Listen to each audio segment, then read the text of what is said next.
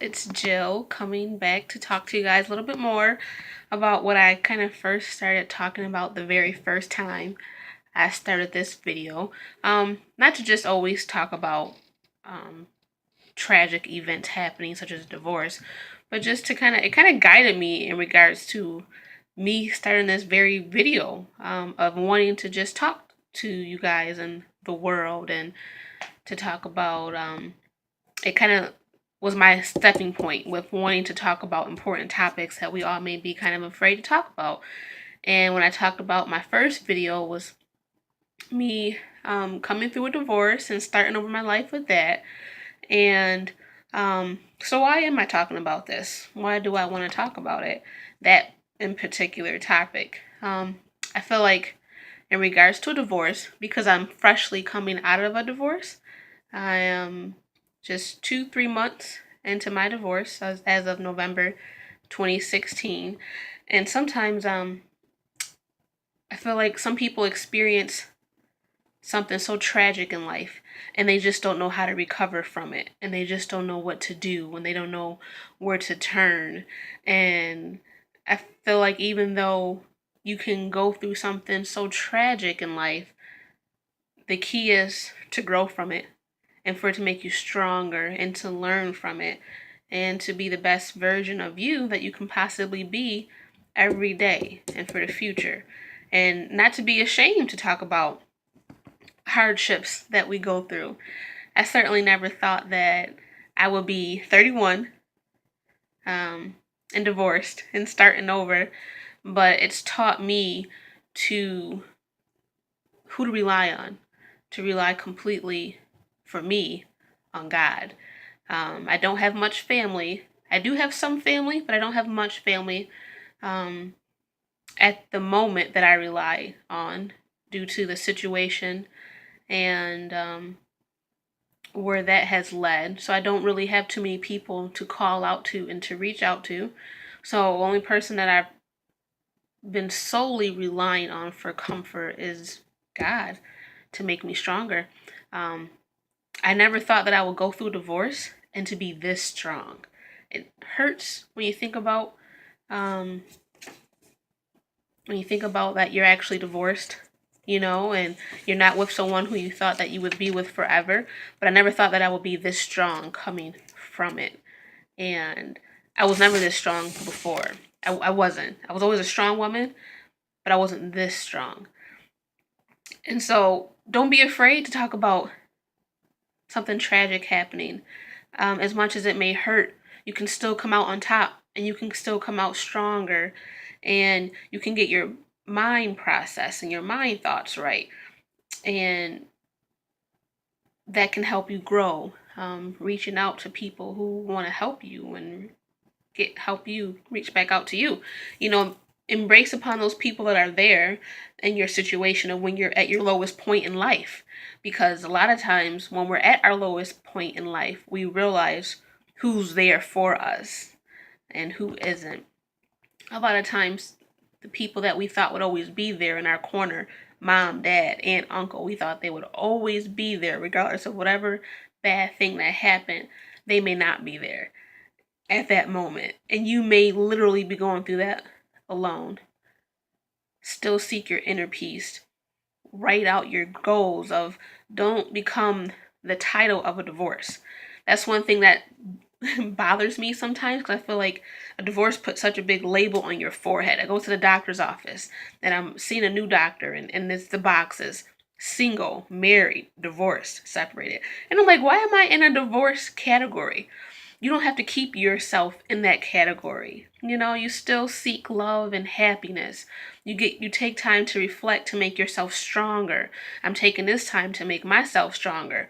And you still push forward. You're not the title of what happened to you.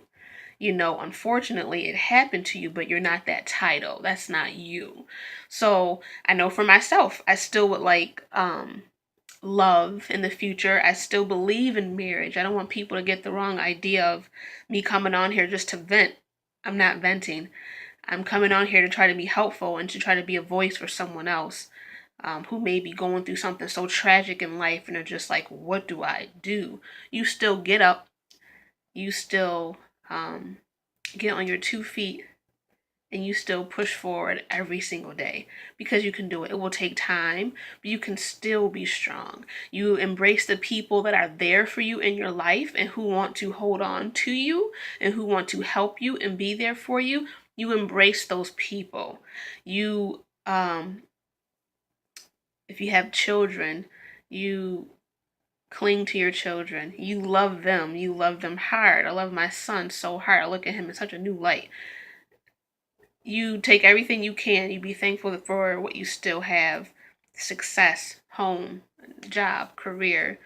And you just take it day by day. You take all those emotions and feelings and you take it day by day. I completely started over for me. Home, building things in my home. It was an emotional roller coaster. I remember looking around many days and being like, I felt I had so much established. I had everything in a house you could possibly look for. 2 sets of everything, 2 sets of furniture. You know what I mean? Extra supplies, extra whatever in the basement. And that was immediately gone. And then I was left starting over with nothing, you know, being thankful for whoever gave me furniture.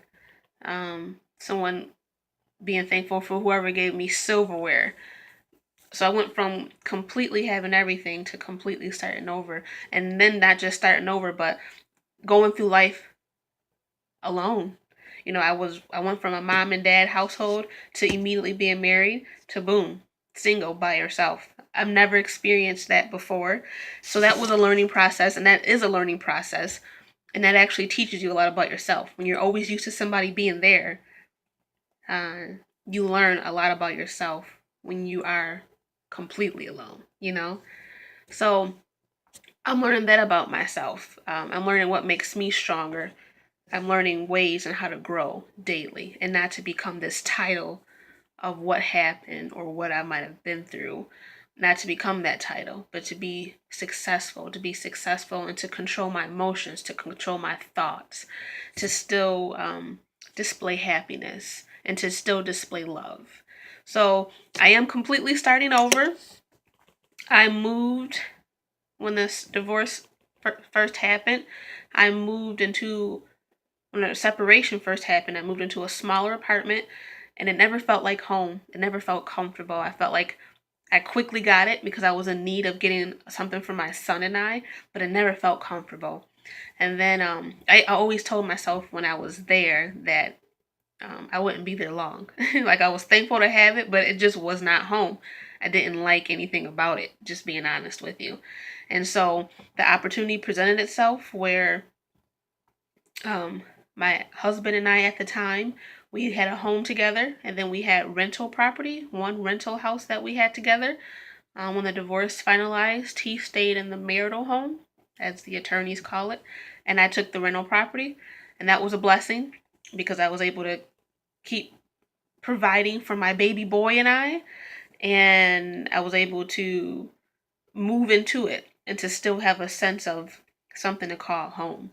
And you never realize how much home is important to you or how much home matters to you when you don't have a home. So I moved into a smaller apartment when the separation first happened, and I just moved into my rental property, being a proud owner of that. And I moved within just actually a couple months ago, and it just feels so good to have it home. So here I am starting over, taking those first few steps. I'm literally just putting one foot in front of the other. That's all I'm doing. So I'm rebuilding home. I'm getting things situated in my home, and I'm trying to build for my son and I, and to finally make home feel like home, and to hopefully put myself into a position where no one can ever take anything from me, you know, and that goes for anyone. No one wants anything taken from them. So I hope that I can continue to put myself in a position where no one can take anything from me, you know. So just on those few terms, starting over from a relationship or from a fallback, from a job or career, those setbacks hurt. they can be hurt being honest. People say change is good, and sometimes change really is good, but it doesn't mean you have to like it. You know what I mean? So, um, you can start over.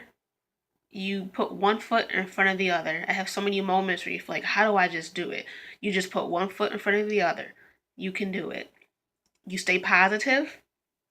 You keep your sense of you about you. So for me, I stay positive. I keep my prayers. I keep God with me. And I feel Him with me all day, every day, in my emotions and my attitude. I try to keep my happiness about me. So you keep those positive thoughts, you keep the positive attitude. Um, Even though it was something tragic that happened, I'm not the title of that. And I still have nothing but happiness and high hopes for my future. I learned from this situation. I'm still learning on a daily basis from this situation, but I'm still maintaining my happiness. I'm trying to about myself. So just wanted to share those thoughts with you because it's like, why talk about it? But sorry, I was moving the camera.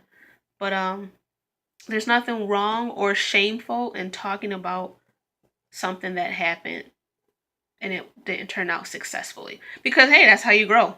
You talk about that unsuccessful moment and you keep that in a sense in your mind because you keep pushing forward. You keep pushing forward. So it could be done. Until the next time, guys, just wanted to come to you with some quick thoughts. And I still believe in love and marriage. Definitely so. I don't want anyone to think that I don't believe in that, or I'm just on here talking about, oh, just a divorce. Not at all. But that is the foundation of what happened to me. And it's kind of guided me into wanting to be a voice and to be helpful towards someone else in regards to how do you do it. I will talk to you guys soon. You guys have a good day. Bye bye.